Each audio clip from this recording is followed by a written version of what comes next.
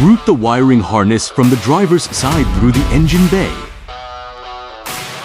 Hide the wiring harness.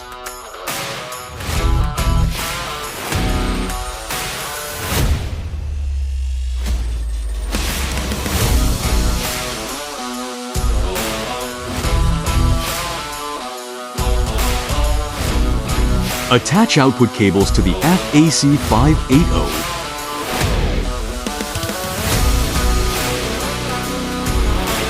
Attach input cables to the FAC580.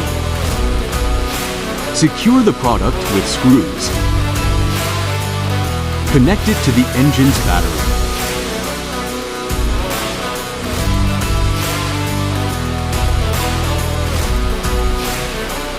Mate the connector to the power station's port, and it's ready to use.